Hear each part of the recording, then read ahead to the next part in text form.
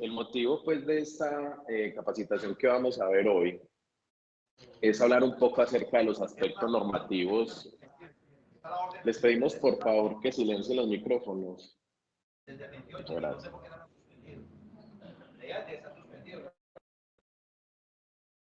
Bueno, el motivo de esa capacitación, como muy bien lo tuvieron en las respectivas invitaciones y los medios que utilizamos para socializar, es hablar un poco de los aspectos normativos generales de los servicios públicos domiciliarios. Esto obedece a un plan de capacitaciones que desde GC Consultores y Asesores queremos brindar durante este año 2023 para todos nuestros clientes.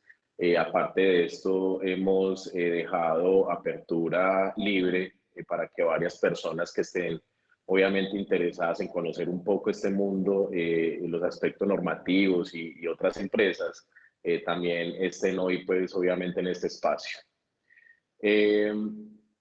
Para nosotros poder entender de dónde viene el régimen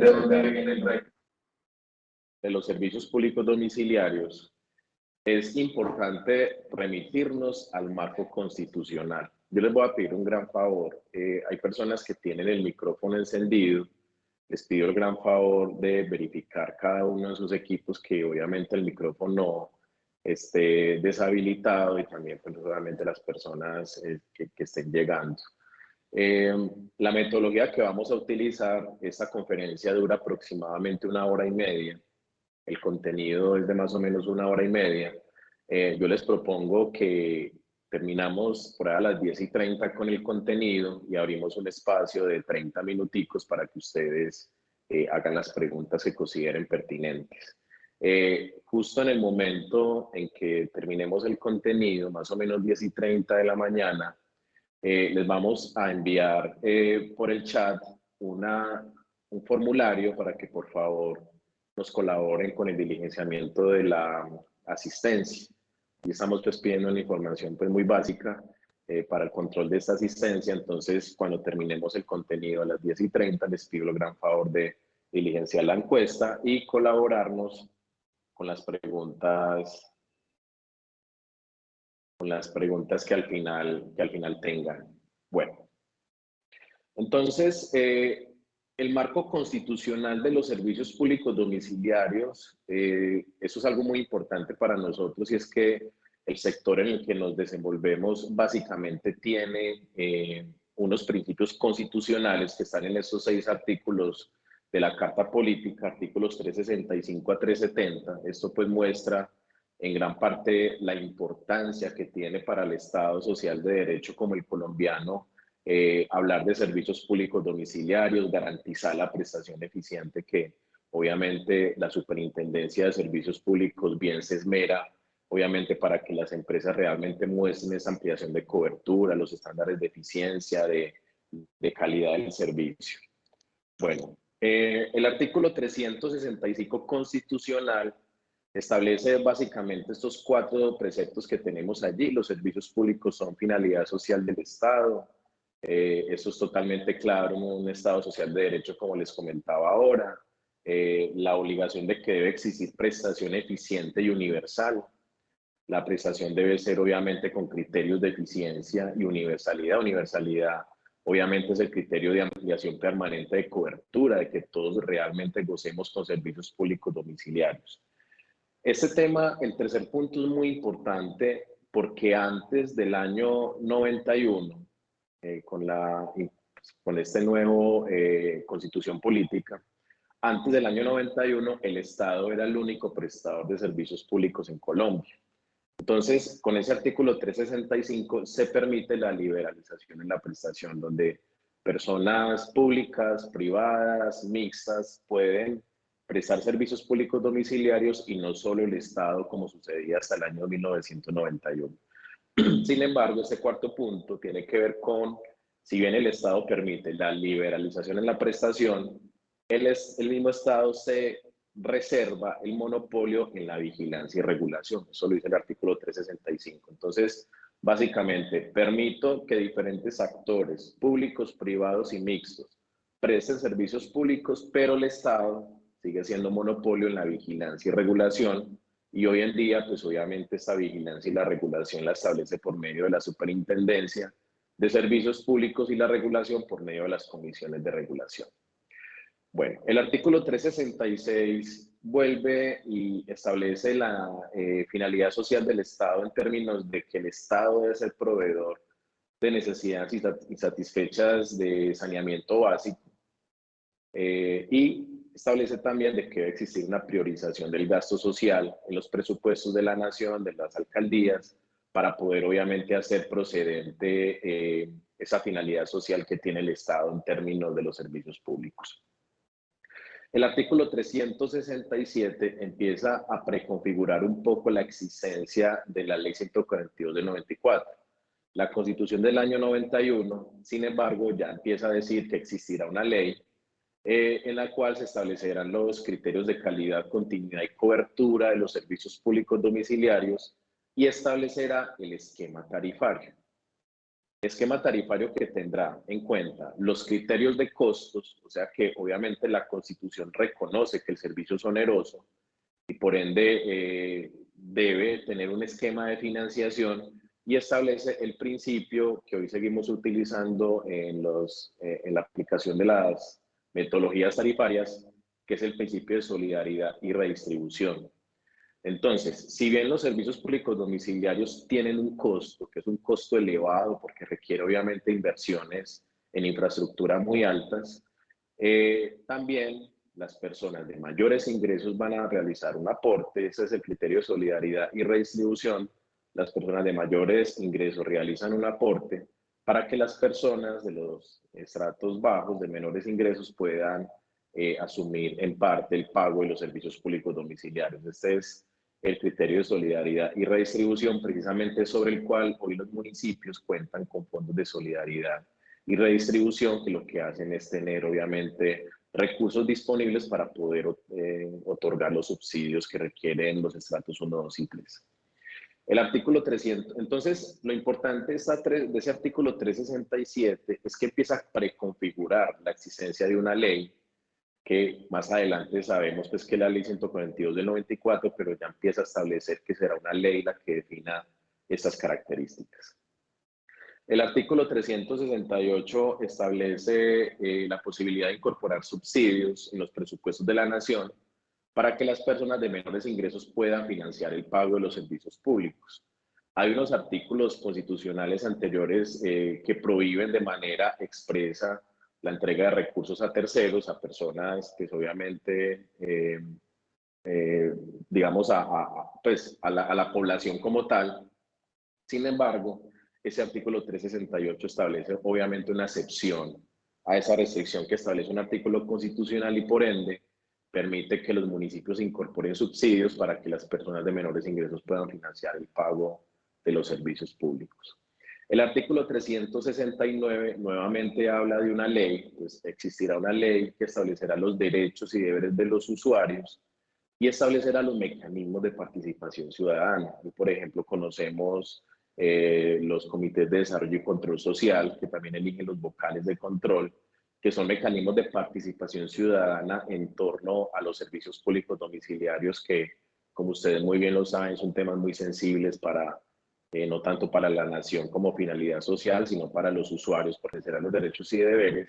Y les comentaba cómo el artículo 370 crea la Superintendencia de Servicios Públicos para desarrollar las labores de inspección, control y vigilancia de los prestadores. Entonces tenemos obviamente una superintendencia con un nivel, con una jerarquía muy fuerte, porque es un organismo no creado en ley, sino en Constitución Política de Colombia. Eso le da pues obviamente una fortaleza muy grande a la superintendencia.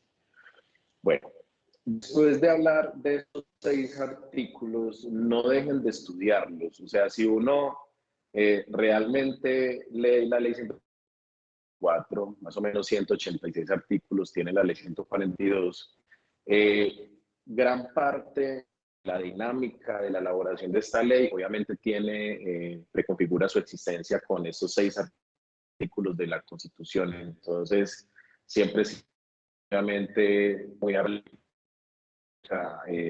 muy leyendo la ley 142 en términos de lo que realmente el constituyente quiere, 6 artículos de la carta política. Bueno, vamos a hablar someramente como de los artículos más importantes de la Ley 142 del 94. Nuestro marco legal está incluido en esta ley, que entre otras, en ese momento se quiere modificar.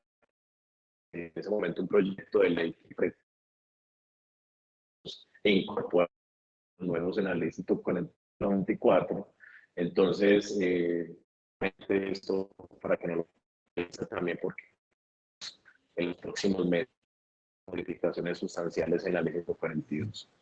Bueno, lo primero es que el artículo 1 define cuáles son los servicios públicos domiciliarios. El artículo 1 define que los servicios públicos domiciliarios son el acueducto, alcantarillado, aseo, energía eléctrica y distribución de gas combustible.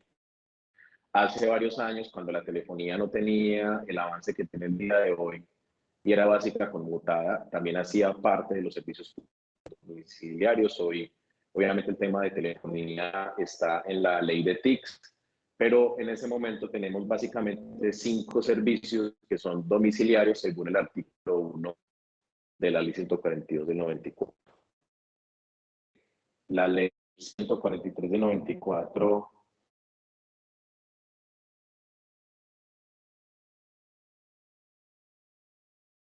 43.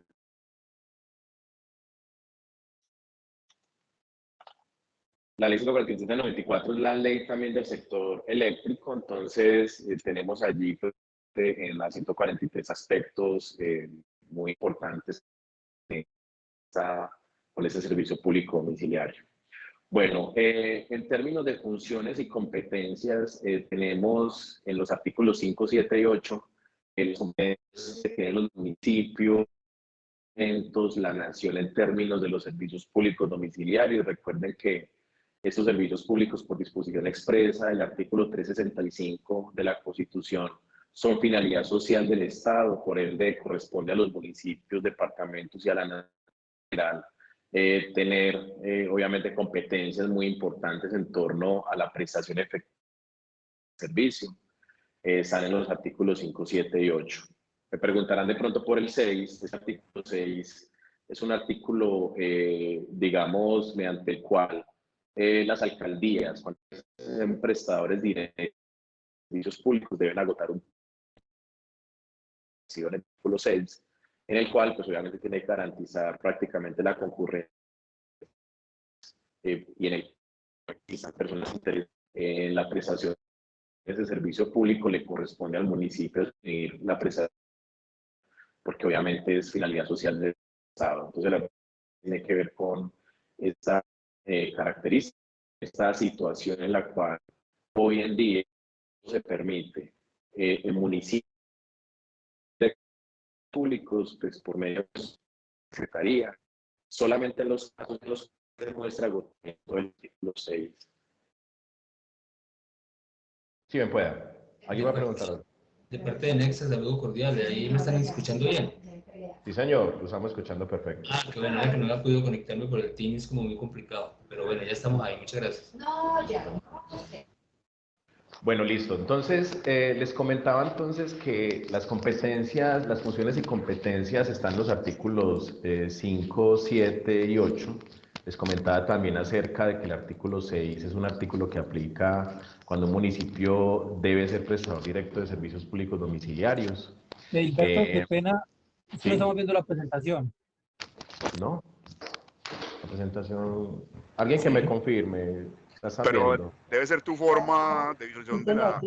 Yo lo escucho. Yo sí la estoy está viendo, sí se está viendo. Y también Se está viendo perfecto. Sí. Yo la estoy viendo, pero pequeñita a un ladito. Dale clic. Dale clic. Presentación pequeña abajo y se le da clic. Ah, listo, ya, qué pena. Hay que darle clic en la presentación pequeña. Hilberto, le agradezco si me conteste un poquito, porque la verdad no tuve nada de conexión. Nada. Muchas gracias. Bueno, listo. Las funciones de la superintendencia y las comisiones de regulación están los artículos 67, 73 y 75.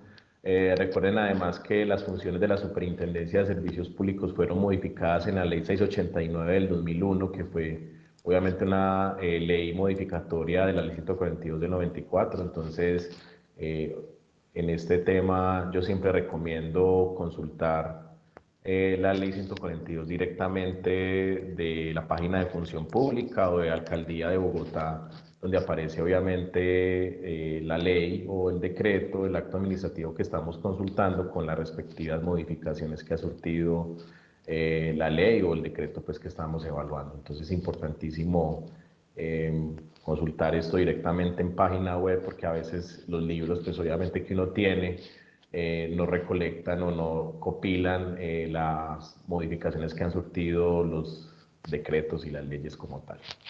El artículo 14 establece todas las definiciones que tienen que ver con los servicios públicos domiciliarios. Allí está definido los servicios públicos como tal, que es el servicio público domiciliario de acueducto, que es el servicio público domiciliario de alcantarillado, el servicio público de aseo. Recuerden también en este punto que la definición de servicio público en el tema de aseo ya no es domiciliario, sino que simplemente quedó bajo la connotación de servicio público de aseo como tal.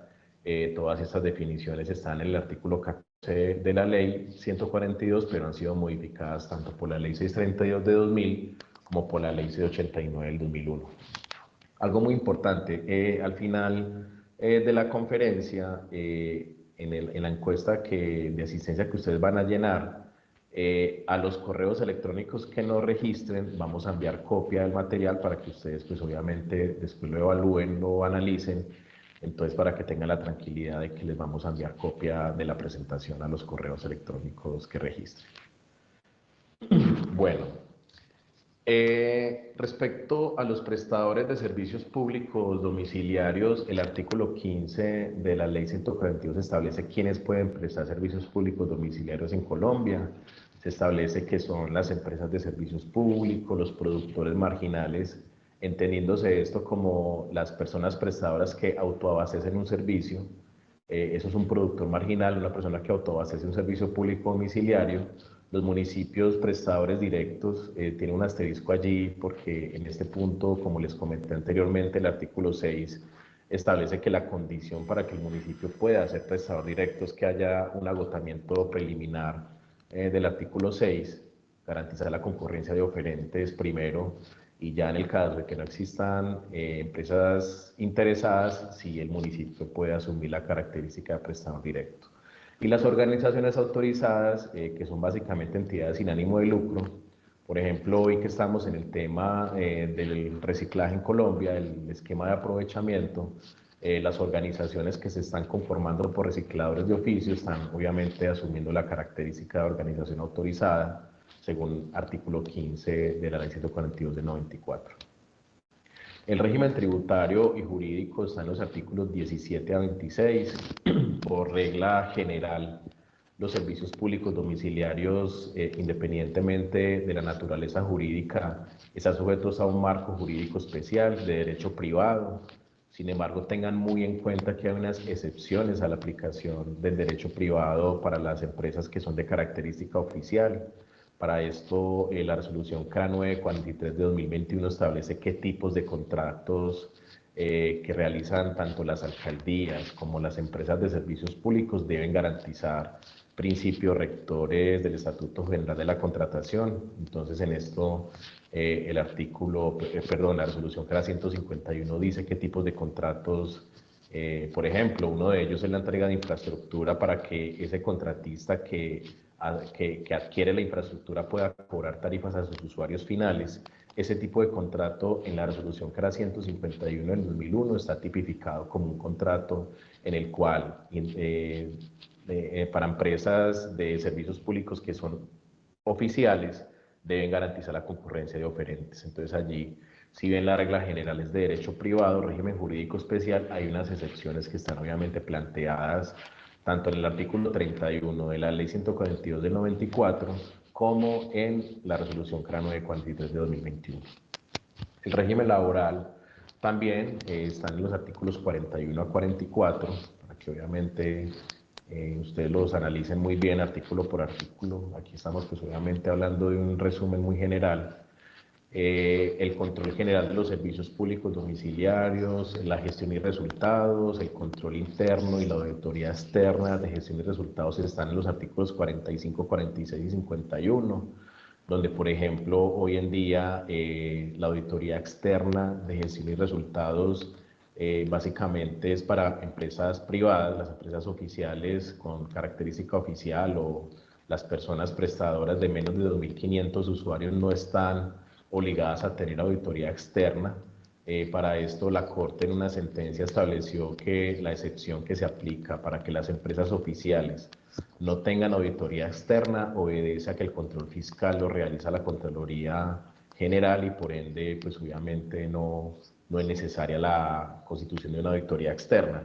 Ahora bien, estos artículos, tanto el 51 de la 142 como la ley 689 que modificó esta ley 142 establece que en todo caso, pues que no están obligadas a contratar auditoría externa. Sin embargo, hay empresas de característica oficial que tienen contratadas las auditorías externas.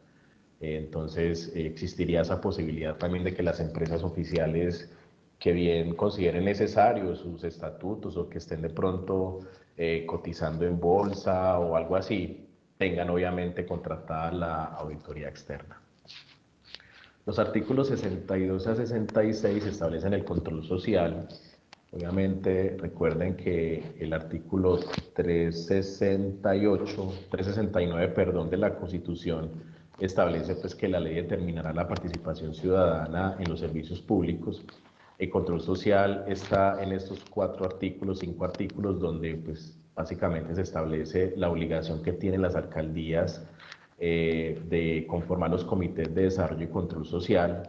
Corresponde en ese caso a la alcaldía propiciar el espacio y la participación ciudadana en torno a los servicios públicos y de allí obviamente elegir a los vocales de control, cuyo paso posterior después de ser elegidos es registrarse tanto en la Superintendencia de Servicios Públicos como en la empresa de servicios públicos como tal.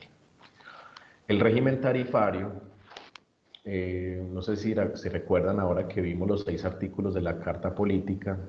El artículo 367 establece, pues obviamente que la ley fijará el criterio, el esquema tarifario que tendrá en cuenta el criterio de costos de solidaridad y redistribución. Ese artículo 367 ha sido desarrollado en ese artículo 87, donde básicamente se establecen los 6 principios del esquema tarifario. Esos principios son eficiencia económica, neutralidad, solidaridad y redistribución, suficiencia financiera, simplicidad y transparencia. Vamos a resumirlos estos principios.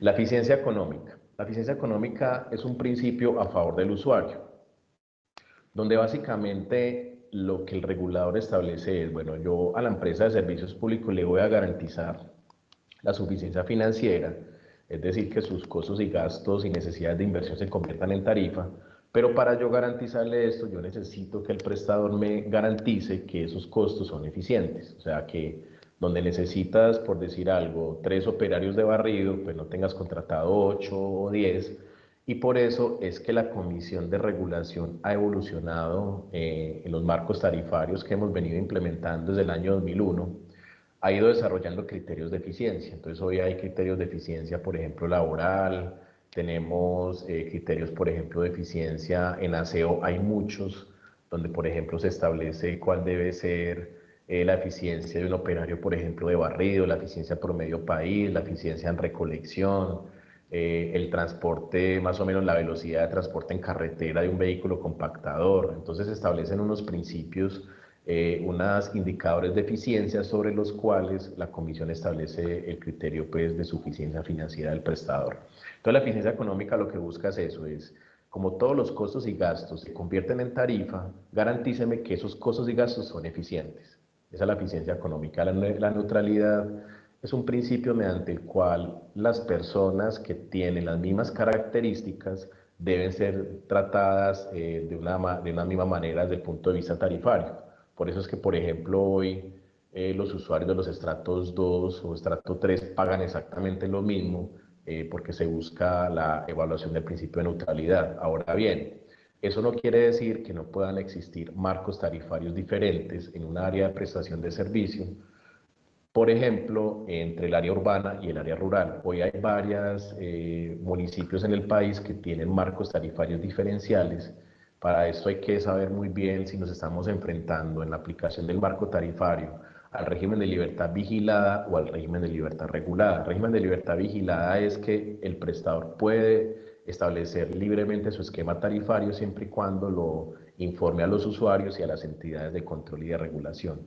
Y el régimen de libertad regulada es la obligación expresa de aplicar los criterios y el marco tarifario definido para tal fin por la Comisión de Regulación. Entonces hay municipios en los cuales, dado el esquema tarifario que están aplicando, el de grandes o el de pequeños, pueden existir modelos tarifarios diferentes en urbano y en rural, y no sería una violación del principio de neutralidad, porque se entiende que la prestación, por ejemplo, en zona rural, dada la alta dispersión de mercado, es obviamente una prestación muy diferente a la de zona urbana y por ende puede tener excepción allí el principio de neutralidad.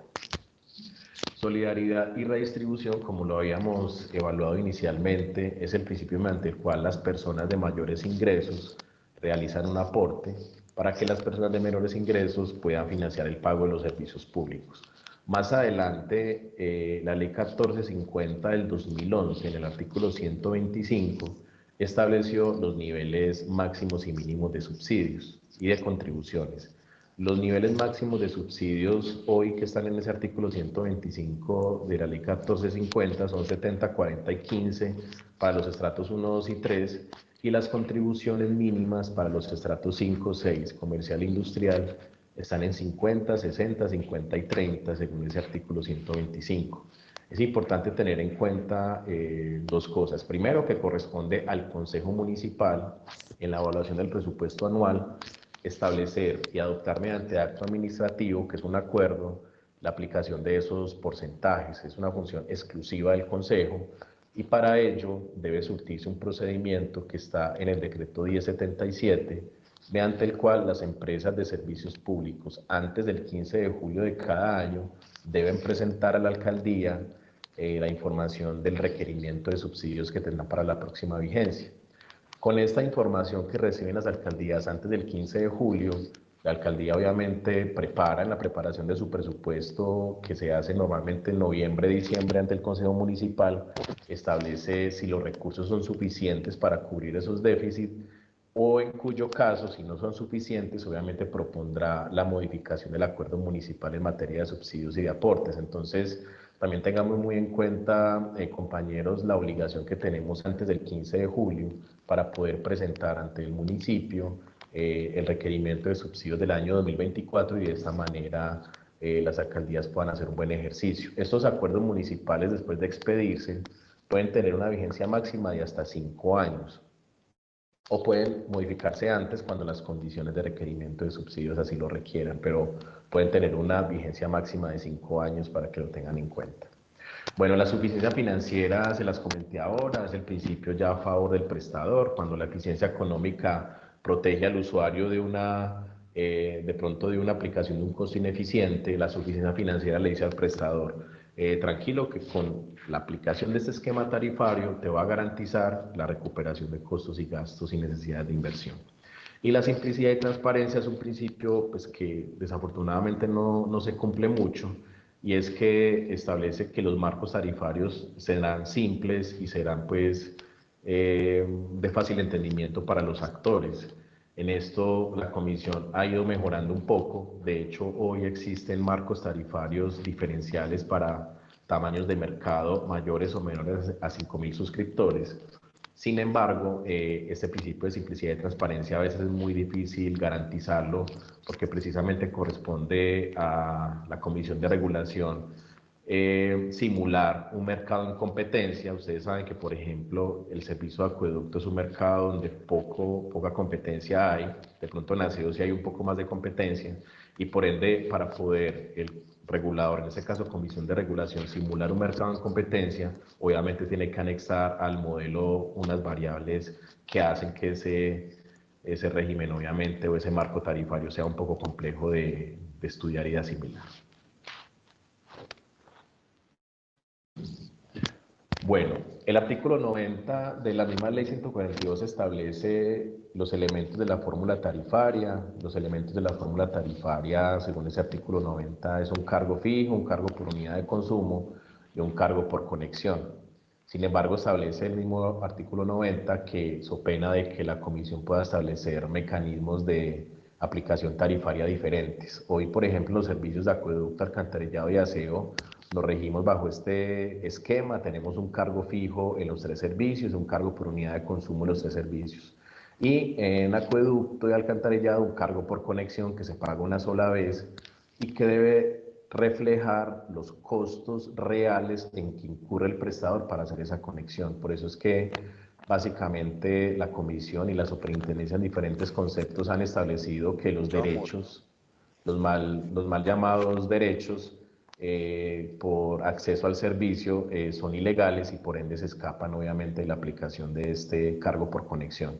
El cargo por conexión debe reflejar exclusivamente los costos en los que realmente incurre el prestador para garantizar el acceso al servicio, para que lo revisen también, obviamente con una IU de hasta el 20%, en eso la ley 142 y la resolución 151 del 2001 de la CRA establecen pues ese IU de hasta el 20%, para que lo revisen en sus estructuras. El esquema de subsidios está en los artículos 99 a 104, se hace mediante la estratificación municipal. La estratificación según artículo 5 de la ley 142 del 94 corresponde a las alcaldías. Sin embargo, esta estratificación se realiza con el aporte económico de los prestadores, por eso es que a los prestadores cada año las alcaldías les cobran algo que llama el concurso económico, mediante el cual obviamente las alcaldías financian las labores de estratificación y de actualización de estas bases de datos. Y mediante el esquema de estratificación se focaliza la aplicación del subsidio, donde obviamente los estratos 1 y 2 básicamente deben ser subsidiados en unos porcentajes que obviamente dependerán de la disponibilidad de recursos. El estrato 3 tiene alguna excepción que está en la resolución 151 del 2001 y es que se establece que solamente podrá aplicarse al estrato 3 subsidios cuando existan coberturas mayores al 90, creo que al 92 o al 95%, la aplicación de los subsidios a los estratos 3. En todo caso, corresponde siempre al Consejo Municipal reglamentar la aplicación de estos subsidios y de estas contribuciones. Tengan en cuenta algo. Primero, revisar exclusivamente el tema de la vigencia del acuerdo municipal. Hace unos años la Superintendencia de Servicios Públicos, cuando aún tenía la función de certificar por SGP algunas alcaldías, desertificó a varias alcaldías del país porque los acuerdos municipales ya estaban vencidos. Entonces, tarea importantísima para que ustedes revisen la vigencia del acuerdo municipal. Recuerden que puede tener vigencia máxima de 5 años. Y segundo, para que lo tengan muy en cuenta, es que hay en este momento unos acuerdos municipales donde no se sabe a ciencia cierta si el subsidio se debe aplicar al cargo fijo y al cargo por consumo o a cualquiera de los dos. Me explico.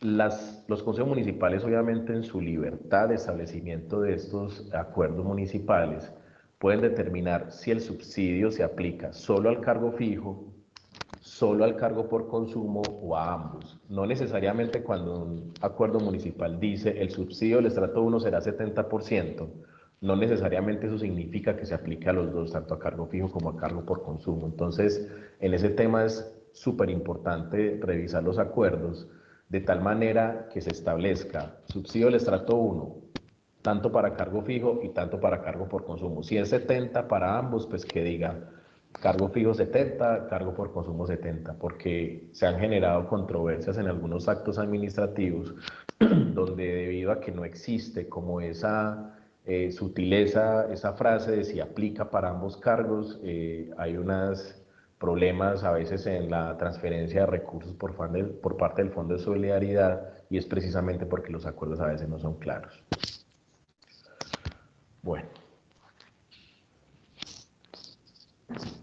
El artículo 125 de la ley 142 es el artículo que nos permite actualizar los costos de referencia de los servicios cada vez que hay acumulación mínima del 3% en los índices.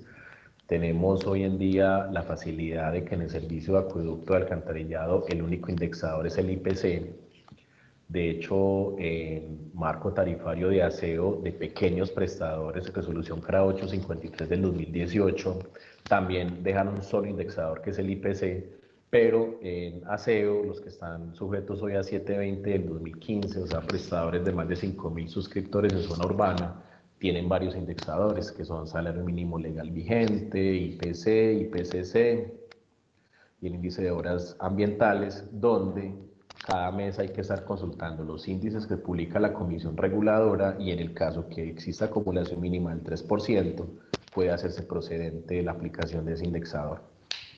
Ojo que el artículo 125 dice que las tarifas podrán actualizarse.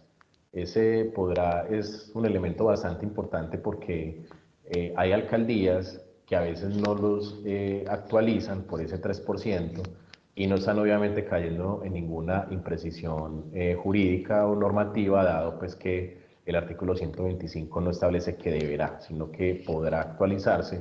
Sin embargo, algo que tiene preocupado de pronto a algunos prestadores, y lo ratifico aquí en este espacio, es que existe un indicador, un indicador en el IUS, en el indicador único sectorial IUS, que hoy se está midiendo en acueducto de alcantarillado, que básicamente penaliza las no aplicaciones por IPC. Por ejemplo, si desde el año base, que era diciembre del 2014 a febrero del 2023, se han generado 9 actualizaciones por IPC, pero has aplicado 4, ese indicador obviamente te marca, no te marca 100% y por ende te conduce a una calificación menor en esa dimensión dentro del indicador único sectorial, que obviamente genera pues allí por parte del prestador la existencia de pronto de algún riesgo.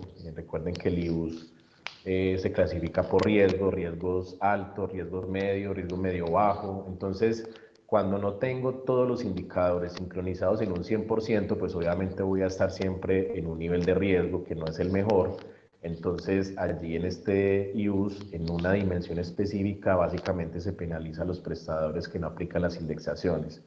Nosotros como consultores igual siempre recomendamos la aplicación de la indexación, porque de la misma manera en que existe la inflación para los habitantes, para los usuarios de los servicios públicos, de esa misma manera la adquisición de bienes y servicios y de personal por parte de las empresas de servicios públicos, obviamente también cada vez son más altos los requerimientos y por ende, si yo mi nivel de costos y gastos lo incremento, pero mi nivel de ingresos no lo incremento por esa misma relación, pues obviamente voy a tener allí un desbalance que mal manejado puede llevar a largo plazo a una inviabilidad financiera del prestador. Por eso siempre se recomienda que existan las aplicaciones por IPC, aunque pues, tenemos pues, totalmente claro que no serían obligatorias.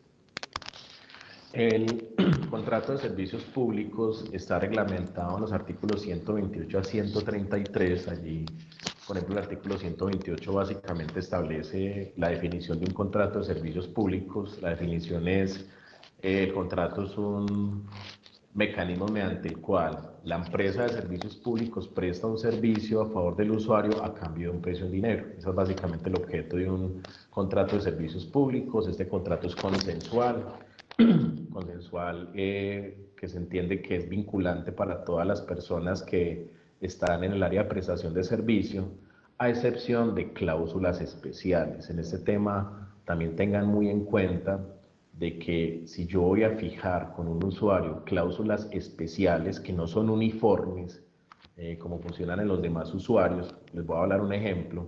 Por ejemplo, voy a establecer frecuencias de recolección diferentes, voy a establecer mecanismos de pago diferentes. Esas cláusulas son especiales y por ende esas cláusulas sí deben ir firmadas por el suscriptor. Tengan muy en cuenta que, por ejemplo, en prestadores de servicio de aseo, que están en resolución CRA 720 del 2015, hay una resolución que reglamenta el contrato de condiciones uniformes, que es la resolución CRA 778 del 2016. Esa resolución tiene en unas cláusulas finales la existencia de cláusulas especiales.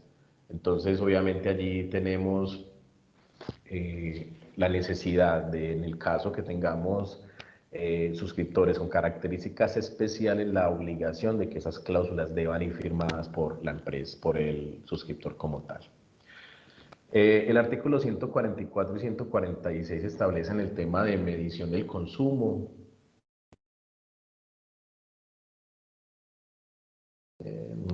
Perdón un momentico. Alejita, tú puedes mirar, es que me dicen que hay una persona que está tratando de ingresar, que si le puedes dar entrada, porfa, Alejita.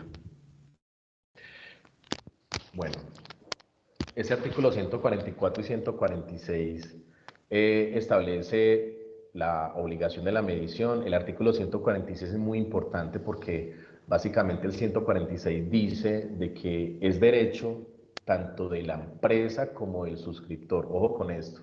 El derecho a la medición del consumo no es un derecho solamente del usuario, es un derecho también de la empresa. Básicamente el 146 dice que tanto la empresa como el usuario tienen derecho a que los consumos se midan, a que se midan de la mejor manera técnica, o sea, con el mejor equipo disponible, y a que el consumo sea el elemento principal del valor a pagar. Eso es muy importante en el 146 porque incluso en unos apartes de ese mismo artículo se establece que la falta de medición atribuible a la empresa le quita la potestad del cobro. O sea, si se demuestra en periodos consecutivos que una empresa no realiza la medición del consumo por temas en los que tenga que ver esa empresa, atribuibles a la empresa como tal, la empresa pierde el derecho al cobro. Entonces, normalmente en reposiciones, eso normalmente las empresas en primera instancia lo niegan, pero a veces cuando llega esta apelación a la Superintendencia de Servicios Públicos, se le otorga normalmente la petición al usuario cuando se demuestra que la empresa no realizó la medición por una causa atribuible a ella como tal, para que lo tengan muy en cuenta. El servicio de aseo tiene un problema, compañeros, y es que para los demás servicios públicos, sabemos que acueducto, alcantarillado, energía y gas, que son los otros 4, tenemos forma siempre de medir el consumo de cada suscripción, de cada suscriptor. Tenemos micromedidores de energía, tenemos micromedidores de agua y por ende tenemos la capacidad de medir la medición del consumo facturable y garantizar el artículo 146. Sin embargo, en el servicio de aseo, esta obligación de medir el consumo de los usuarios se dispersa y se hace obviamente difícil, ya que en aseo no tenemos una báscula o un sistema de medida que permita pues obviamente determinar la producción exclusiva de cada suscriptor. Eso es una falla de mercado que tenemos en el servicio de aseo. La comisión durante los años de implementación del modelo tarifario la ha ido perfeccionando. Imagínense ustedes que cuando el marco tarifario era el de la 151 del 2001, se le cargaba a cada usuario 120 kilos de residuos. Obviamente eso es una locura porque hoy en día las producciones per cápita más o menos por usuario mes están más o menos entre 60 a 70 kilogramos por mes. En la 151 se hablaba de un PPU de 120 kilogramos por suscriptor. Eso ha ido mejorando y hoy tenemos más o menos esos valores de 60 a 70 kilogramos por suscriptor. Hoy se realiza por medio de algo que se llama factores de producción. El factor de producción en aseo es un factor que se asigna a cada suscriptor dependiendo del tipo de estrato, donde básicamente se le asigna una mayor producción de residuos al usuario en la medida que aumenta el estrato, eso por el principio de poder adquisitivo.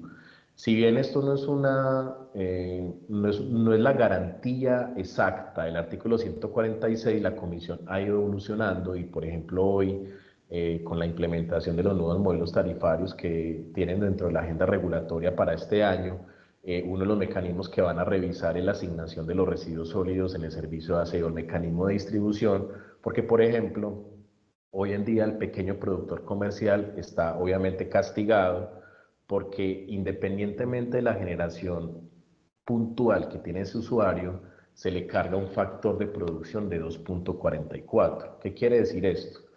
Que para la regulación el pequeño productor comercial genera 2.44 veces más residuos que un estrato 4. Esto obviamente puede ser muy mentiroso, por ejemplo, en las papelerías, en las droguerías, donde uno sabe que la generación de residuos es muy baja. Sin embargo, debido a la inexistencia de mecanismos de micromedición en aseo, la regulación le asigna ese factor de producción de 2.44. O sea que por cada kilo que se le cobra al estrato 4, se le cobran 2.44 kilos al comercial. Eso genera pues obviamente un problema bastante importante allí. Y si a esto le sumamos la aplicación de una contribución que en comercial es al 50%, que es la mínima, obviamente tenemos en aseo tarifas en los pequeños productores que son un poco elevadas. En los artículos 147 a 151 están los requisitos de las facturas. Básicamente la factura debe ser lo suficientemente clara respecto a los servicios que se están cobrando, debe ser independiente. En facturas que se estén cobrando varios servicios, debemos tener claramente establecido cada servicio por separado. Entonces, para que lo tengamos muy en cuenta, esos 5 artículos de la Ley 142 de 94. Bueno, en el tema de reclamos y recursos está el artículo 150-159. Recuerden ustedes que el recurso solamente es procedente en los actos de negativa, suspensión, terminación de contrato, facturación del servicio como tal. O sea, los recursos no son, por ejemplo, otorgables en peticiones directas del usuario o en quejas que realiza el usuario. Solamente es en 5 casos que están tipificados en el artículo 154 de la ley, donde claramente dice que es negativa, suspensión, terminación, facturación, y el otro es corte del servicio. Entonces, para que lo tengamos en cuenta, solamente se otorga el recurso de reposición y el subsidiario de apelación en esos 5 casos que están en el artículo 154. Algo que se rescata también de esos artículos es la obligación de tener oficinas de PQRs en las áreas de prestación de servicio que atiende cada prestador. Establece el artículo 150, por ejemplo, de los cobros inoportunos, y es que al cabo de 5 meses de haber sido expedidas las facturas, las empresas de servicios públicos no puedan cobrar bienes que dejaron de facturar por error u omisión. Por eso es que si una empresa de servicios públicos en cualquier momento detecta que tuvo un error en su facturación, puede recuperar solamente 5 meses hacia atrás. Y de esta misma manera el artículo 154 establece lo mismo, pero para el usuario. O sea, que el usuario no puede presentar reclamaciones por facturas que tengan más de 5 meses de haber sido expedidas. Eso está en el artículo 154, y el que le permite a la empresa recuperar 5 meses atrás es el artículo 150.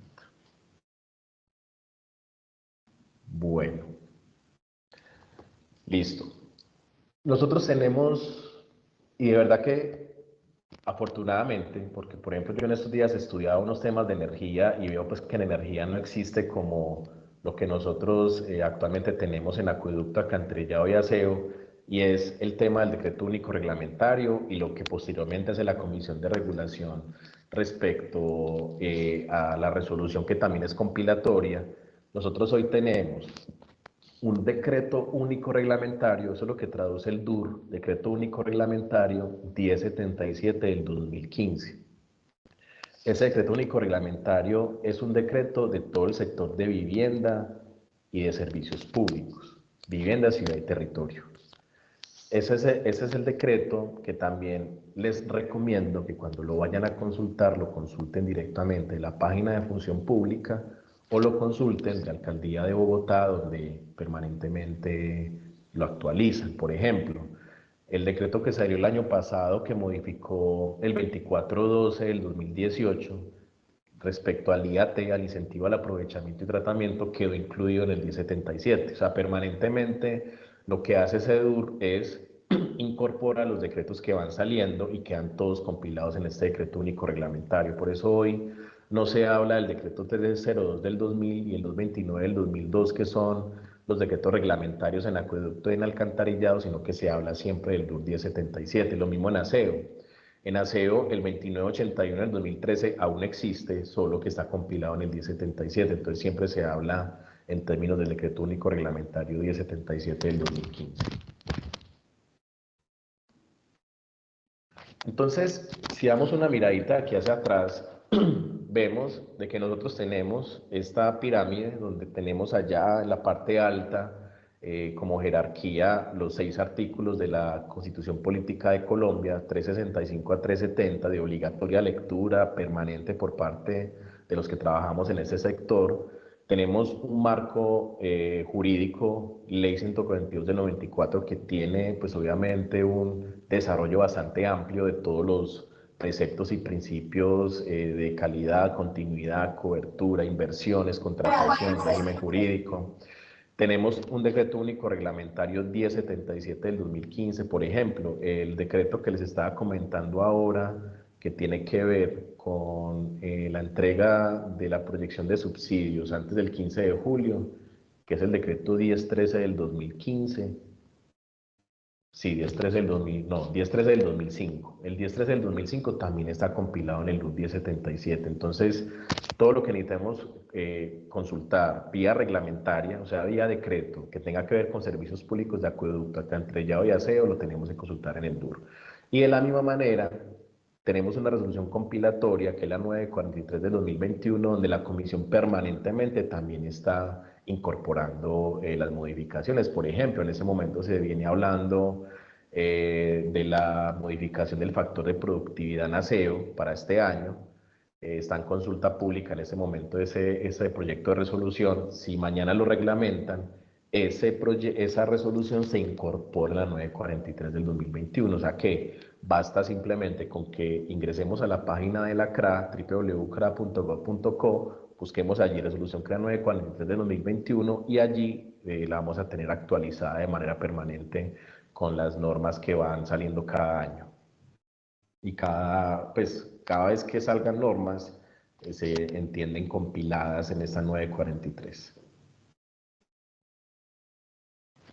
Vamos a hablar rápidamente de las cadenas de valor. Esas son unas imágenes bastante ilustrativas, muy importantes, que están en la página de la superintendencia en sui.gov.co y tienen que ver con las cadenas de valor. La cadena de valor del servicio de acueducto está compuesta por 7 actividades: la captación, aducción, tratamiento, conducción, almacenamiento, distribución y comercialización. Allí vemos pues claramente a qué tiene que ver cada una de ellas. En ese tema importante que a veces obviamos es el tema, aunque bueno, el tema del IUS hoy en el servicio de acueducto alcantarillado está buscando disminuir esas brechas de información, esa asimetría de información. Me explico. Hay un concepto que a veces los prestadores no estaban teniendo en cuenta y son los permisos de, por ejemplo, los de vertimientos o los de concesión de aguas. Y a veces los prestadores se olvidaban que esos permisos de concesión y de vertimientos tienen una vigencia. Y también, por ejemplo, para el tema de captación de agua, la autoridad ambiental te dice también cuánto caudal puedes captar de la fuente de agua que te está otorgando.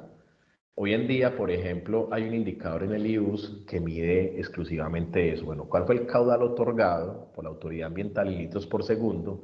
Y muéstreme, según la producción de agua y la captación que tuviste en la vigencia que estamos evaluando, cuál fue el caudal captado. Entonces, tengamos mucho cuidado con eso, porque si el día de mañana la autoridad ambiental se llega a enterar de que existe obviamente una captación por encima de la permitida, el prestador puede verse inmerso en una sanción, en una pérdida de la concesión, que es obviamente mucho más grave.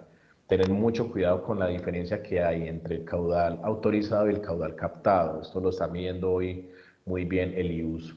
En el tema de aducción, el tema de tamaño de redes, diámetros, en el tema de tratamiento, también, por ejemplo, hoy hay norma que establece la obligación de que existan medidores, pues macromedidores de agua en las salidas de la PETAP o de los tanques de almacenamiento, precisamente para poder controlar el nivel de pérdidas, que entre otras hoy ya no se habla, compañeros, en términos del IANC, como se hablaba antes, que es el índice de agua no contabilizada, sino que hoy se mide ese indicador en términos del IPUF, que es el índice de pérdidas por usuario facturado. Ese estándar que tiene en ese momento el país establecido como valor óptimo del índice de pérdidas es de 6 metros cúbicos suscriptor mes.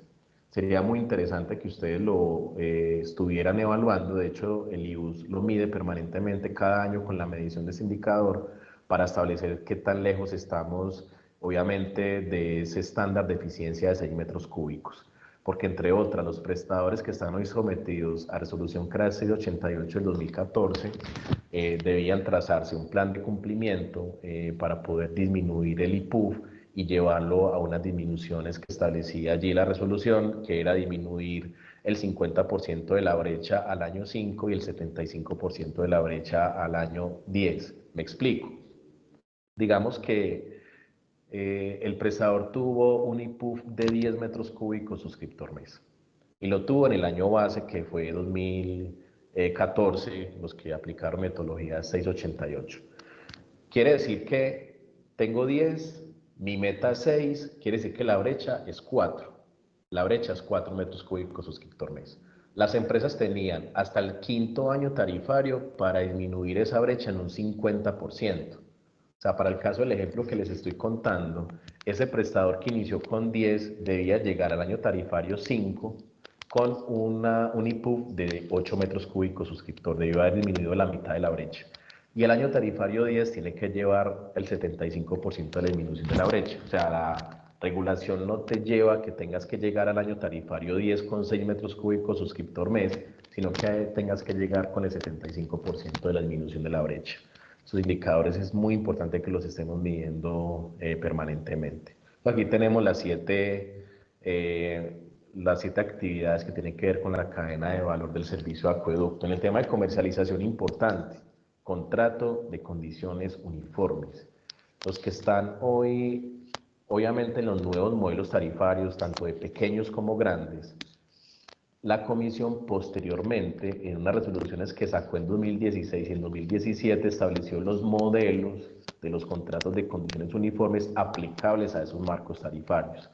Es que hay empresas que hoy siguen teniendo modelos del año 2006, que era la resolución 375 y la 376 de 2006 de la comisión, obviamente con modelos de condiciones uniformes que ya no se adaptan al nuevo modelo tarifario que estamos aplicando, donde existe cumplimiento de brechas, cumplimiento de estándares y metas, y por ende es importante revisar la versión mediante el cual tenemos los contratos de condiciones uniformes. Importante también el concepto de legalidad, que si bien no es obligatorio tramitarlo, es obviamente una muy buena práctica de la empresa poder contar con el concepto de legalidad que emite la Comisión de Regulación.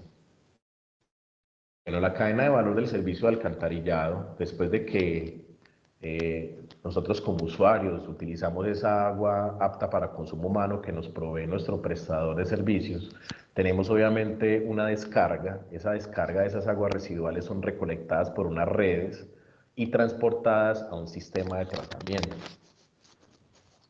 para posteriormente ser dispuestas en un cuerpo de agua. Aquí también el permiso de vertimiento es importantísimo. El permiso de vertimientos que debe otorgarnos la autoridad ambiental también tiene vigencia, está sujeto a unas metas de disminución de cargas contaminantes. En este caso también tengan muy en cuenta, por ejemplo, que municipios que no tienen sistemas de tratamiento de aguas residuales, normalmente las autoridades ambientales les cobran una tasa retributiva muy alta. Y esas tasas retributivas, cuando son tan altas, normalmente no se pueden traducir en tarifa. Me explico. En la tarifa de acueducto alcantarillado hay un componente que es el CMT, costo medio de tasas ambientales. Ese CMT se mide o se calcula en términos de la descarga o la carga contaminante que en kilogramos me está facturando la autoridad ambiental. Obviamente, si yo tengo un sistema de tratamiento, mi carga contaminante emitida al efluente, es menor y por ende el pago de la tasa retributiva es menor. Cuando esas metas de disminución de descarga no se cumplen, la autoridad ambiental empieza a subir algo que se llama el factor regional. El factor regional arranca con 1, quiere decir que si a mí me cobran 1 y tengo que pagar 10 pesos, 10 por 1, 10, sigo pagando los 10 pesos. Pero cuando yo empiezo a incumplir las metas de reducción de vertimientos, ese factor empieza a subirse. Entonces, digamos que al semestre que viene es de 2. Entonces ya no pago 10 pesos, sino que pago 20 pesos. El problema de esto es que para la regulación, ¿se acuerdan del principio de eficiencia económica que vimos en el artículo 87? Para la regulación, ese incremento en ese factor regional es un costo ineficiente.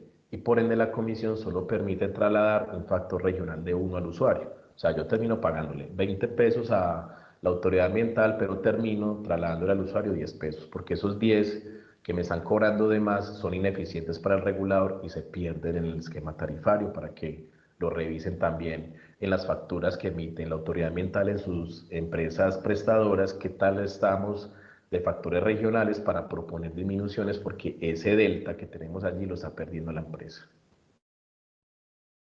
Y la cadena de valor del servicio de aseo tiene esas actividades, son obviamente más. Tenemos recolección y transporte, barrido y limpieza, poda de árboles y corte de césped, lavado público, transferencia, aprovechamiento, disposición final y comercialización. Recuerden que el país tiene un COMPES de economía circular, el COMPES 3874 del 2016, donde obviamente estamos prefiriendo los sistemas de aprovechamiento y de tratamiento de residuos sólidos por encima de la disposición final. Esto en los próximos años va a tomar mucha más relevancia en el país debido a que dentro de la agenda de los organismos, del ministerio y de la comisión, de la superintendencia, está evolucionar en el tema de incentivos, incluso para las personas que realizan aprovechamiento y tratamiento de residuos orgánicos, por ejemplo. Entonces esto en los próximos años va a tomar mucha más fuerza que la que tiene el día de hoy. Bueno, entonces ya en estos 15 minuticos que nos queda de discusión, vamos a resumir básicamente las responsabilidades generales en materia de servicios públicos que tendríamos. Estamos aquí evaluando, si bien son 5 servicios públicos domiciliarios los que hay en la ley 142, aquí estamos hablando de 3, de acueducto, alcantarillado y aseo, que es la convocatoria que hoy nos llama. Primero, la adopción de una forma jurídica. O sea, es importante cualquier persona en Colombia que vaya a prestar servicios públicos domiciliarios, lo primero que debe tener es la forma jurídica adecuada. Artículo 15 de la ley 142 de 94 establece que son empresas de servicios públicos, en qué caso puede ser municipio prestador directo, en qué caso comunidad organizada, si puede ser un productor marginal de servicios. Entonces, primero, forma jurídica. Ojo que hay un tema en este momento que la superintendencia ha venido incluso persiguiendo a algunos prestadores hace algunos años, con el tema de las formas jurídicas que adoptan como empresa industrial y comercial del Estado. Esa forma jurídica, según criterio de la superintendencia, esa forma jurídica ya nos permitía al día de hoy, porque eso era un artículo transitorio, según la superintendencia, pero, por ejemplo, hoy en la reforma que se pretende de la ley 142 del 94, se está dejando un artículo donde básicamente se está diciendo que el municipio en cualquier momento puede adoptar la forma jurídica de empresa industrial y comercial del Estado. Entonces, tengan mucho cuidado, porque esta forma jurídica a criterio de la superintendencia era permitida solamente hasta enero del año 96 o hasta febrero del año 96, y por ende los que se conformaron bajo esta forma jurídica después de ese periodo están teniendo requerimientos por parte de la superintendencia de que tengan que hoy conformarse como una ESP. Segunda responsabilidad, informar el inicio de actividades. En esto el artículo 14 de la ley 689 del 2001 establece que, que es obligación del prestador informar el inicio de actividades y registrarse en el SUI por medio del registro RUPS, que es el Registro Único de Prestadores de Servicios. El mecanismo es muy fácil, es solamente tener una clave, un usuario y contraseña, diligenciar un formulario que allí la superintendencia tiene establecido para tal fin, y de esa manera nos registramos, y esa es la forma en la cual informamos el inicio de actividades. Y ya cumplir con las obligaciones normativas y regulatorias según el servicio prestado, que las vamos a ver más adelante para cada uno de los servicios públicos domiciliarios como tal. Se debe gestionar además el convenio de subsidios con el Fondo de Solidaridad Municipal. Recuerden que el artículo 89 de la ley 142 establece que para poder hacer procedente la entrega de subsidios por parte del municipio, debe existir un convenio entre el prestador y el municipio como tal para poder hacer procedente la entrega de este recurso. Sin embargo, hay unos conceptos de la superintendencia posteriores donde el ente de control ha establecido que el convenio es un formalismo. Sin embargo, si el prestador informó a la alcaldía el requerimiento de subsidios por decreto 1013 del 2005 antes del 15 de julio, lo informó y efectivamente aplicó el subsidio en los usuarios, es procedente la entrega del recurso por parte de la alcaldía, así no exista convenio. Entonces, hoy básicamente lo que dice ese concepto de la superintendencia, que de hecho ha expedido varios, es que la inexistencia del convenio no es una excusa para que la alcaldía se niegue a la entrega de recursos. Es un formalismo y es mucho mejor que exista, pero podría darse el caso en el cual la entrega de recursos obviamente sería procedente sin la existencia de este requisito. Perdónenme un momentico.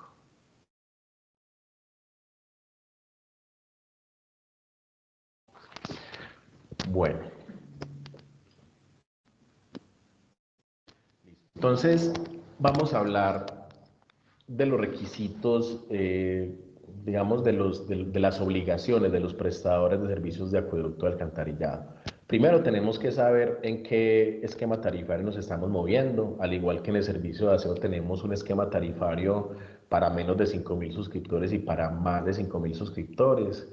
Básicamente el pequeño es resolución CRA 825 del 2017 y el de gran prestador 688 del 2014. Sin embargo, recuerden que estas dos resoluciones y sus posteriores modificaciones las pueden encontrar más fácilmente en la resolución CRA 943 del 2021. Recuerden, descargarla directamente de la página de la comisión. Cuando la descargan les aparece un buscador en el lado izquierdo y allí, por ejemplo, si quieren consultar la 720, digitan 720 y él los lleva a todo el articulado de 720 con las modificaciones posteriores que han aparecido. Bueno, entonces lo primero, tener la concesión de aguas y el permiso de vertimientos. Les comentaba que esto es de suma importancia debido a que esos actos que emite la autoridad ambiental tienen un vencimiento y tienen unas condiciones, por ejemplo, de otorgamiento de caudal. Es importante que estemos revisando esto. La definición del área de prestación del servicio. La norma establece que por lo menos debe corresponder al área urbana para grandes prestadores y para pequeños prestadores debe corresponder por lo menos al área que actualmente están prestando el servicio. También, muy importante, ojo que el área de prestación de servicio debe ser reportada obligatoriamente a la alcaldía municipal. O sea, después de que el prestador delimita su área de prestación de servicio, debe ser enviado oficialmente a la alcaldía para que la alcaldía sepa que en las zonas donde el prestador no está obviamente informando su cobertura, le corresponde a la alcaldía garantizar cobertura en ese servicio. Entonces, importantísimo que revisemos si entra la estructuración de los estudios tarifarios que se hicieron de acueducto alcantarillado, las empresas sí reportaron en la APS a la alcaldía porque eso es un requerimiento de obligatorio cumplimiento. Bueno, el catastro de redes y de usuarios, eso es obligación tenerlo. Estar permanentemente haciendo catastros de redes, de usuarios, está en ese artículo del 1077 como una obligación normativa de bastante peso. Garantizar los estándares y brechas. En macromedición, por ejemplo, para la gestión de pérdidas, hoy en día, para los prestadores que están en 825 en 2017, o sea, los pequeños, existe la obligación de contar con sistemas de macromedición, pues en los grandes también, pero digamos que los grandes normalmente cuentan con este equipo hace muchos años, pero hay una disposición en la resolución 825 que prohíbe el cobro del CMO, del costo medio de operación, si no se cuenta con la macromedición a la salida de la PETAP o a la salida de los tanques de almacenamiento. Entonces, importantísimo que revisen esto porque en un eventual control tarifario de la superintendencia, si se nota que no existe la macromedición, pero que se está cobrando el CMO, obviamente podría configurarse un cobro no autorizado y generar, pues obviamente, devoluciones hacia los usuarios. La micromedición es un elemento de obligatorio cumplimiento también para grandes y pequeños. Hoy en pequeños hay también unas condiciones puntuales establecidas en la 825. En calidad de servicio, el IRCA es obligatorio cumplimiento para grandes y pequeños garantizar el suministro de agua apta para el consumo humano de manera permanente y garantizar la calidad del vertimiento. Se debe garantizar la continuidad del servicio, por ejemplo, en prestadores pequeños, la interrupción máxima por año es de 10 días sin servicio por año, ese es el estándar de eficiencia en pequeños, y en grandes es de 6 días por año, para que lo tengan en cuenta. Eso da cobertura, perdón, eso da continuidad del 97.26% en pequeños y 98.36% en grandes, que es la continuidad exigida hoy en la implementación de estos nuevos modelos tarifarios. Y garantizar la cobertura al área de prestación también es obligatorio cumplimiento. En el tema de disponibilidad del servicio, en área urbana siempre debe existir disponibilidad del servicio. Hay un decreto que es el decreto 3050 del 2013, que está incorporado también en el 1077, donde básicamente dice que es obligación del prestador entregar la disponibilidad y la factibilidad del servicio para usuarios que están ubicados en la zona urbana. Incluso ante negativa de este acceso, debe obligatoriamente copiarse la copia de este recurso o la copia de esta negativa a la Superintendencia de Servicios Públicos, porque es obligatorio garantizar esta ampliación de cobertura, este acceso al servicio. Debemos contar con plan de emergencia y contingencia, tanto pequeños como grandes. La resolución que reglamenta los PEC, que es la resolución 0154 del 2014 del Ministerio de Vivienda, Ciudad y Territorio. Allí está claramente definido el contenido que debe tener el plan de emergencia. En el contrato de condiciones uniformes, los que son pequeños prestadores, el modelo está en la resolución CRA 873 del 2019, allí está el modelo. Y en grandes, la 768 del 2016. Sin embargo, estas dos resoluciones pueden ser consultadas en 943, como les he comentado. Pero esos son las dos resoluciones mediante el cual se establece el modelo. El modelo es muy fácil porque básicamente el modelo es un ejercicio bastante importante que realizó la comisión, donde básicamente el prestador, si se adopta ese modelo, obtiene muy fácilmente el concepto de legalidad por parte de la comisión reguladora. Entonces es importante que consultemos estos modelos. En metodología tarifaria, recuerden, 825-2017 para pequeños, 688-2014 para grandes. El cumplimiento de requisitos de las facturas está en el artículo 147 de ley 142. La obligación de tener oficina de atención de PQRs, artículo 153. Y la medición de nivel de riesgo del IUS, como les digo, hoy existe en acueductos una batería de más o menos 54 indicadores. Es la resolución 906 de 2019 y aplica para todos los prestadores independientemente del tamaño. La Superintendencia de Servicios Públicos el año pasado publicó, pues todos los años lo hace, pero este año no ha publicado todavía, pero el año pasado publicó nivel de riesgo de todos los prestadores del país y obviamente hay unos prestadores que tienen nivel de riesgo alto.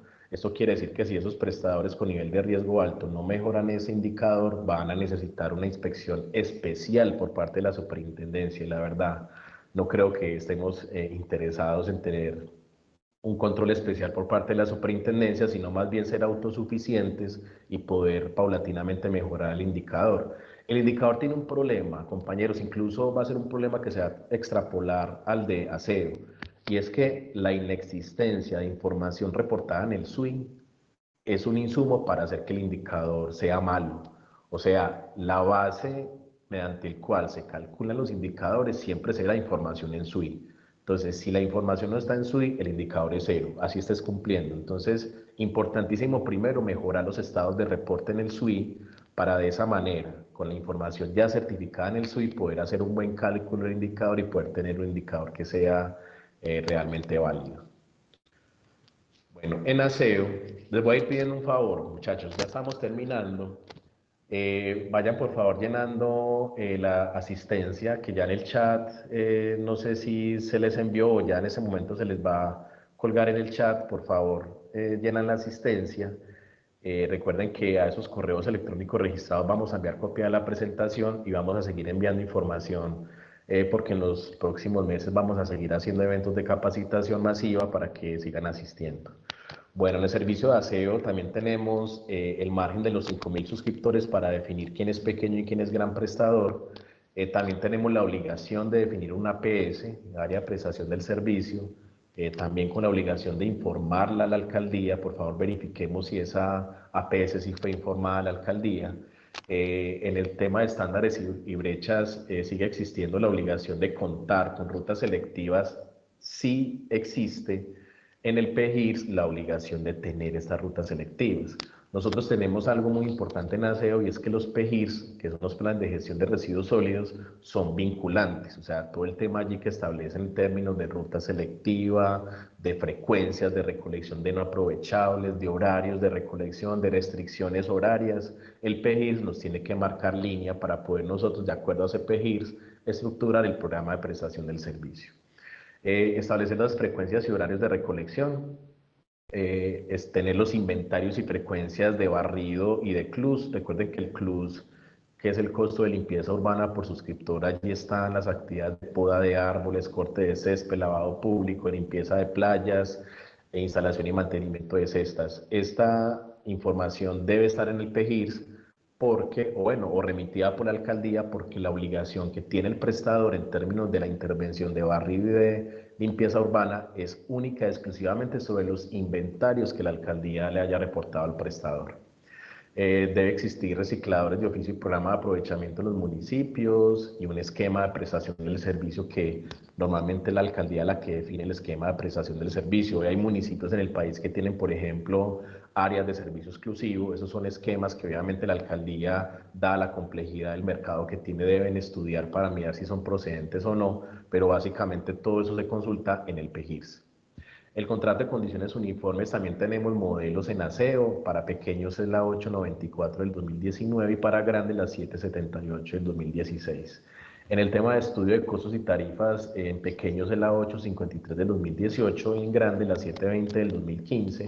Tenemos también la obligación de cumplir allí con requisitos de facturas y oficinas de atención de PQRs, artículos 147 y 153 de la ley 142, y en este momento la Comisión de Regulación, dentro de la agenda regulatoria que tiene para este año 2023, que colgó en la página web desde finales del año pasado, establece que está en construcción el indicador único sectorial para servicio de aseo. De hecho, en algunas empresas que asesoramos en EGC, tuvimos la fortuna de participar en el piloto y obviamente allí se propone una batería de indicadores también bastante grande, donde al ponderarse en todos esos indicadores también va a dar una idea del nivel de riesgo que tiene el prestador. Y nuevamente, en los casos en que se demuestre que ese prestador permanentemente está en niveles de riesgo altos, como pasa en acueducto, en alcantarillado, va a necesitar intervención especial de la super, y en los casos donde estos indicadores no se mejoren por medio del PGR, que es el Plan de Gestión y Resultados, la comisión, ojo con esto, la comisión puede ordenarle al municipio la entrega del servicio a un tercero especializado. O sea, si se ve que ese indicador único sectorial no mejora, o sea, que la línea base se estableció con un riesgo alto, por decir algo, con ese nivel de riesgo alto se hace un plan de mejoramiento que está en el PGR, y si en lo sucesivo ese indicador no mejora, la comisión puede ordenar al municipio la entrega del servicio a un tercero especializado. Obviamente no queremos llegar allá, entonces el IUS es muy importante estarlo consultando y, como les digo, todo parte de un buen reporte de información en el SUI.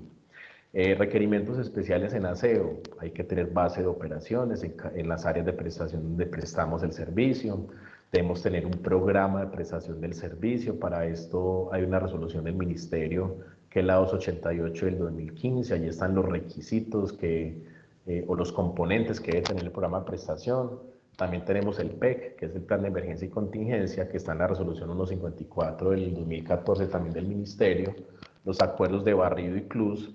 En municipios donde convergen dos prestadores o más, los prestadores deben hacer acuerdos de barrido y de limpieza urbana. Esa condición obviamente no es procedente en municipios donde exista un solo prestador, pero cuando hay más de uno, sí deben existir acuerdos entre ellos.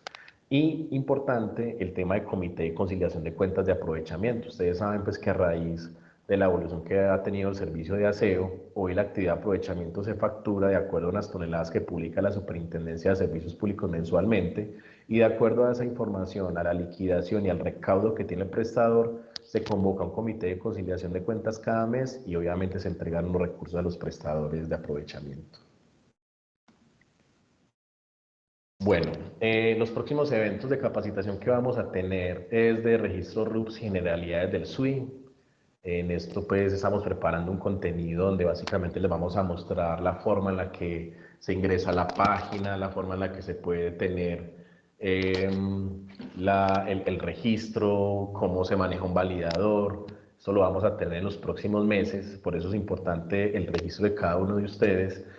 Vamos a tener estructura tarifaria de acueducto alcantarillado de grandes y pequeños, con un taller de entendimiento, estructura tarifaria de aseo también de grandes y pequeños, con taller de entendimiento, y vamos a empezar también a hablar de indicador único sectorial IUS de acueducto y alcantarillado, que es el que está reglamentado, y esperamos antes de fin de año, cuando salga el de aseo, convocarlos también para mostrarles cuál es la batería de indicadores que estableció la Comisión Reguladora para el Servicio Público de Aseo. Esos son los datos de contacto. Paula Andrea Martínez es nuestra representante legal, aquí está el contacto de ella. Pues la gran mayoría de ustedes me conocen, mi correo es el mismo que hay allí, egcconsultores.co, pero edilberto.guevara, egcconsultores.co, esa es nuestra página web donde pueden tener más información. Y recuerden que en el transcurso del día o de la semana, yo pensaría que más bien mañana les estaríamos enviando el material y también nos mantendremos informados acerca de los eventos de capacitaciones que vamos a tener en los próximos meses. También los queremos invitar a que nos sigan en nuestras redes sociales, en Facebook, en Instagram, en Twitter, para que le demos pues como mucho más visibilidad a esto. Vamos a hacer muchos eventos de capacitación este año. De hecho, estamos preparando un seminario de actualización en servicios públicos en Medellín que vamos a hacer en el mes de julio. Obviamente les vamos a hacer la invitación a nuestros clientes y a las personas que no son clientes de nosotros, también algunas los vamos a invitar, donde vamos a hablar de, por ejemplo, de los temas que ustedes saben muy bien que están pasando, de, por ejemplo, si la presidencia tiene o no funciones de regulación, si podía el presidente firmar el decreto que hoy el Consejo de Estado suspendió temporalmente. Vamos a estar muy pendientes de todas esas evoluciones para poderlos mantener informados. Entonces los invitamos a que nos sigan en redes sociales y a que por favor llenen la asistencia. Bueno, entonces, listo. Quedamos entonces con el espacio abierto para preguntas. Nuevamente les recuerdo, por favor, la asistencia. Y bueno, entonces no sé, Alejita, si tú me colaboras mirando el orden de las personas que van a preguntar. Muchas gracias.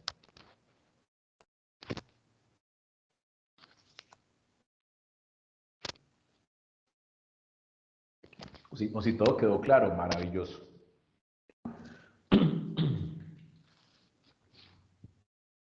Bueno, Pido la palabra. podemos empezar en el orden de las personas en el chat. La primera persona que habló fue Patricia Mendoza. No sé si desea abrir el micrófono para poder hacer la pregunta o si se lee desde el chat para mayor comodidad.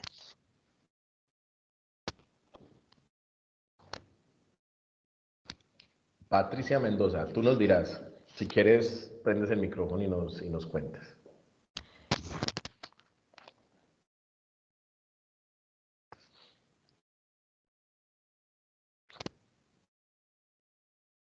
Patricia. Ya nos acaba de decir que desde el chat. Ah, ok, listo. Puede abrir ahí el chat y ahí le aparece la pregunta.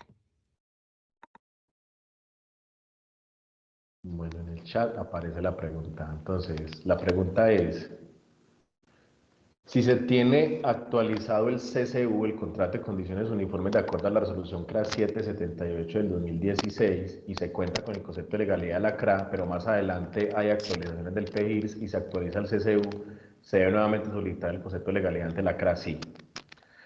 De hecho, cualquier modificación que surja en el contrato de condiciones uniformes, independientemente si es proveniente del PEGIRS o se modificó alguna ruta, en la cláusula 27 del modelo de la 778 se establece, por ejemplo, el tema de las frecuencias y horarios de recolección. Si existe alguna modificación dentro de ese clausulado, que mire que está obviamente inmerso dentro del clausulado total, se debe tramitar nuevamente CCU. De hecho, se debe tramitar nuevamente el concepto de legalidad. De hecho, cuando la comisión otorga el concepto de legalidad, en la parte final ellos resaltan ese párrafo que el concepto de legalidad está otorgado única y exclusivamente sobre el ejemplar que ellos están obviamente certificando. Entonces, cualquier modificación debe surtir un nuevo concepto de legalidad ante la CRA.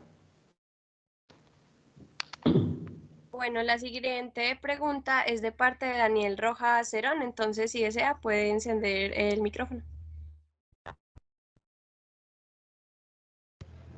Sí, muy buenos días para todos. ¿Cómo están? Buenos días, Daniel. Edilberto, espérenme. Dos cositas. Señor. Una tiene que ver con los PQRs en las APS. Si bien es cierto, pues usted mencionaba de que la norma establece que hay que tener una PQR en cada APS, pues hay empresas como nosotros, por ejemplo, que tenemos unas APS muy pequeñas, con muy poca cantidad de número de usuarios, y nosotros somos pues, prácticamente una empresa regional. Entonces, ahí tengo la inquietud sobre si es necesario que tengamos una PQR en las 7 APS que nosotros prestamos, o si uno podría tener, digamos, como centralizada la atención de los usuarios en una sola o en dos equidistantes, bueno, no sé. Esa es la primera pregunta. Si quieren me Bueno, la... así que la contestamos de una vez. Bueno, la normatividad establece... la normativa establece que se debe tener una oficina PQR por cada APS atendida, independientemente del tamaño. O sea, no hay excepciones en este momento en la ley ni en los decretos reglamentarios que diga pues que para municipios con cierta característica o cierta categoría no deba existir. De hecho, lo que se define es que de la misma manera en que en el registro único de prestadores existan áreas de prestación de servicio, en cada una de ellas debe existir oficina de PQR. Por ejemplo, Cinepsa del Quindío tiene las 7 áreas de prestación de servicio registradas en el RUT de la superintendencia. En esas 7 áreas de prestación de servicio, la superintendencia exige que exista oficina de PQR, independientemente del tamaño. Complemento entonces la pregunta.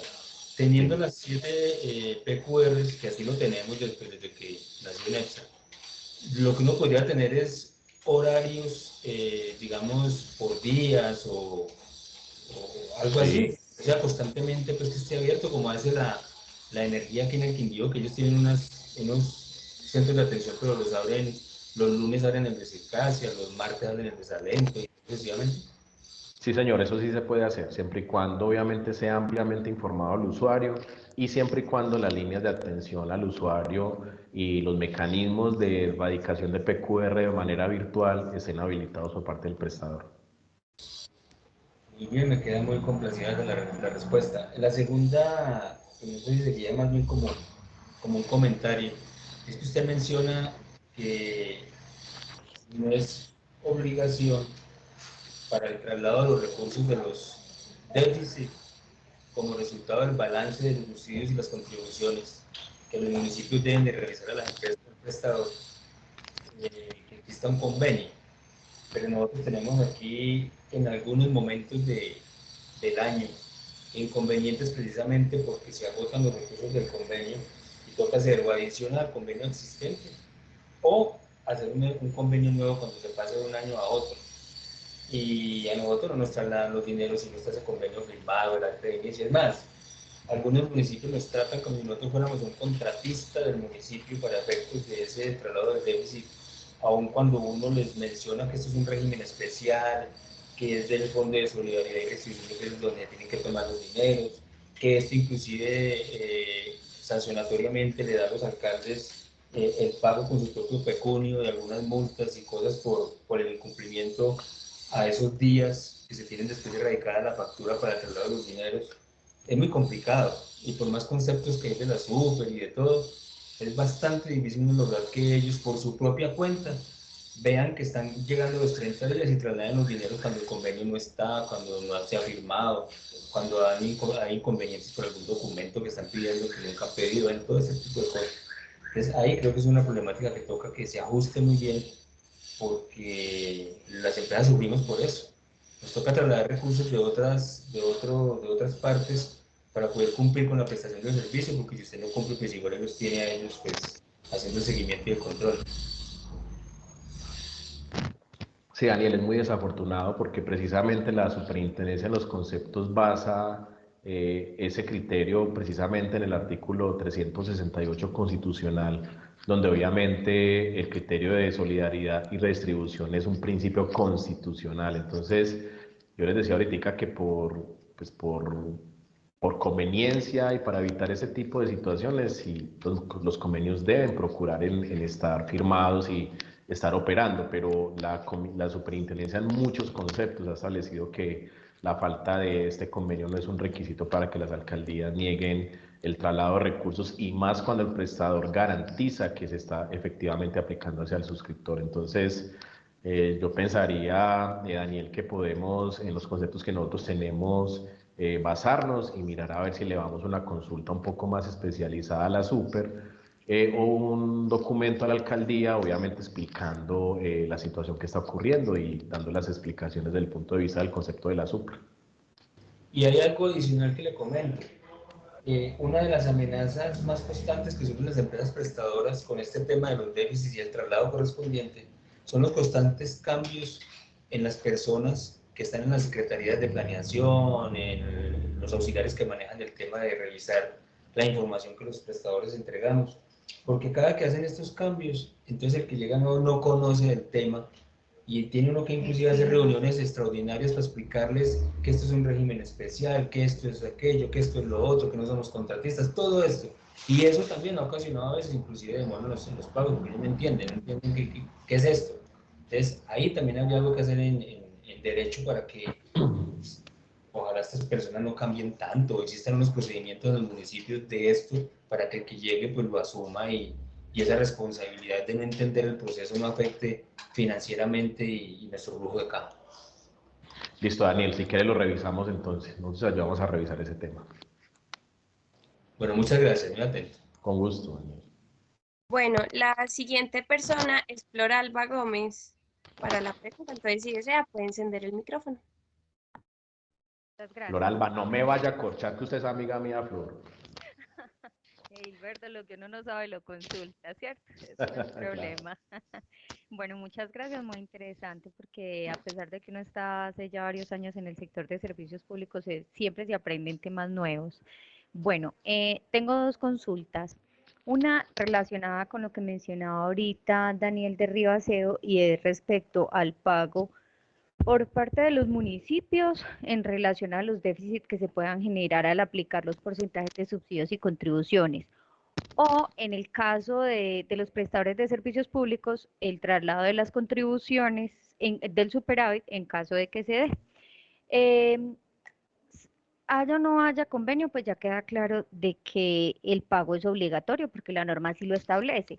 Si uno de estas empresas, hablemos municipio o hablemos prestador de servicios públicos, no ha venido realizando el pago de esos superávit o de esos déficits, se puede cobrar retroactivo, y bajo qué modalidad entonces podría hacerse el cobro de esos valores retroactivos, ya sea por parte del prestador o por parte del municipio.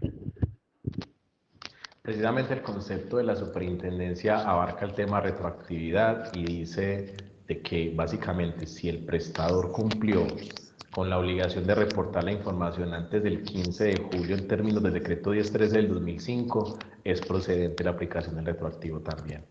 Y respecto a las personas que son superavitarias y no realizan el traslado, también deben realizar el traslado independientemente del término. O sea, eso se escapa del artículo 150 de la ley de los 5 meses, porque de hecho hay una sentencia del Consejo de Estado que le dio característica de impuesto a la contribución por solidaridad. Ustedes saben que en Colombia la evasión de impuestos obviamente es altamente penalizable. Entonces, para las empresas de servicios públicos, incluso las que prestan el servicio público en otros municipios, que también se puede dar ese caso, porque la prestación, por ejemplo, el servicio público de aseo es totalmente libre en cualquier área de prestación, de no entregar los recursos de superávit a los fondos de solidaridad, pueden verse inmersos obviamente en un tema de evasión de impuestos, porque precisamente el Consejo de Estado dio esta característica a la contribución, y se aplica independientemente del término. O sea, es procedente durante todo el término que se demuestre la facturación. Hay incluso empresas que le piden la información a la superintendencia, porque ustedes saben que, por ejemplo, la existencia del superávit o del déficit se puede rastrear en el formato 15 de facturación que se reporta en el SUI. Entonces, obviamente, hay incluso alcaldías que le piden la información a la Superintendencia de Servicios Públicos, y de acuerdo a esa información de manera retroactiva realizan el cobro. Entonces, hay 5 meses, todos los meses hacia atrás, que sean procedentes, porque esta deuda no tiene prescripción, porque no se trata de un cobro tarifario, eso es de un impuesto. Bueno, y la otra consulta está relacionada con el tema de los cobros no debidos, ¿cierto? Que están contenidos en la resolución CRA 943, pues en esa compilatoria. Y es que si un usuario presenta una reclamación sobre un valor que no se le debe estar facturando, digamos, servicio de alcantarillado, ¿cierto? Que la persona no tenga cobertura en la zona o en inclusive el tema de aseo que también se presta mucho y la empresa venía realizando ese cobro. Cuando el usuario presenta la reclamación, ¿qué tratamiento debe dar la empresa como tal a esta reclamación? Es decir, si el usuario no es explícito al decir yo estoy solicitando devoluciones de tanto tiempo, sino que dice que me devuelvan lo que, bueno, que no especifica, sino que está inconforme con esos cobros, la empresa es quien determina el tiempo que va a realizar la devolución o automáticamente por norma tendrá que calcular desde el momento tal en que empezó a realizar ese cobro o aplicaría lo que establece la ley 142 de los 5 meses. ¿Cómo se actúa en este caso? Bueno, cuando son servicios no prestados, definitivamente, pues la norma plantea que se escapan también del ámbito del artículo 150, porque recuerden ustedes que el artículo 128 de la ley 142 establece que el contrato tiene por objeto, el contrato de servicios públicos tiene por objeto la prestación de un servicio a cambio de un precio en dinero. Entonces, claro, si no hay prestación efectiva del servicio, la contraprestación económica no sería procedente. Entonces, cuando se demuestra que es un servicio no prestado, la devolución es procedente todo el tiempo que se demuestre que se incurrió en esa no prestación del servicio. Por defecto, las empresas siempre que realizan o reciben una reclamación de ese tipo, siempre en primera instancia acuden al artículo 150, pero aquí la recomendación siempre es que por lo menos en segunda instancia, pues no voy a objetar la primera instancia porque a veces existe una línea muy delgada entre qué es un servicio no prestado y qué es un servicio prestado. Ejemplo, por ejemplo, hay personas que, por ejemplo, en el servicio de aseo dicen que no reciben el servicio porque el carro no entra hasta la zona donde ellos viven, pero a veces ellos desplazan los residuos hasta un punto de acopio. Entonces, a veces es muy difícil establecer si existe o no prestación efectiva del servicio. Para esto, normalmente las empresas en primera instancia solamente acceden a 5 meses de devolución, pero en los recursos de reposición antes, ojalá de que pasen a superintendencia, es revisar muy bien a ver si se trata de un servicio no prestado, porque si es un servicio no prestado, la recomendación es que se haga procedente durante todo el término en que se incurrió en esa facturación. Entonces ahí la recomendación es esa. En primera instancia proceder con los 5 meses, pero revisar siempre antes de una apelación si efectivamente se trata de un servicio no prestado para proceder conforme a la ley 142. Muchas gracias. Con gusto. Bueno, la siguiente persona es Johnny de Enviaseo. Por favor, prender el micrófono, gracias. Bueno, buenos días para todos. La pregunta que tengo está relacionada también con el tema de Fondo de Solidaridad y Redistribución del Ingreso.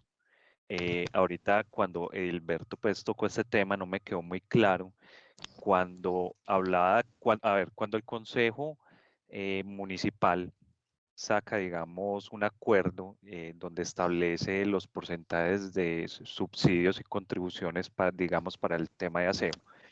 Y no especifica que estos porcentajes están enfocados para el cargo fijo y el cargo por unidad de consumo, pues uno asume que es para los dos, ¿cierto? Y se los aplica a los dos. Pero ahorita, Edilberto, hablaste puntualmente de los subsidiados, ¿cierto? Entonces, si digamos el consejo define que sea aplicable solamente para el cargo fijo, también podría darse este escenario para los que son contributivos. Bueno, esa pregunta es muy importante, Johnny, porque, bueno, la apreciación que hice ahora en términos de que el acuerdo municipal establezca claramente si es al cargo fijo o al cargo por consumo, es una apreciación que tengo solamente para los servicios de acueducto de alcantarillado. En aseo, el artículo 39 de la 720 establece claramente que el FCS, que es el factor de contribución o de subsidio, está en el artículo 39 de la 720. Allí se establece claramente que el FCS se hace extensivo a la aplicación de ambos cargos, tanto cargo fijo como cargo por consumo. Entonces, en aseo, esa observación que dice ahora Johnny no es procedente. En aseo, cuando el acuerdo municipal dice 70% o 40%, se hace extensivo tanto al cargo fijo como al cargo por consumo. La observación que hice es en acueducto y en alcantarillado, donde, diferente a como pasa en aseo, no existe una fórmula compilatoria de la tarifa final, como si pasa en aseo. Entonces, ingeniero Johnny, no te me preocupes por esto, porque esa observación es solamente para acueducto y en alcantarillado. Listo, perfecto, gracias.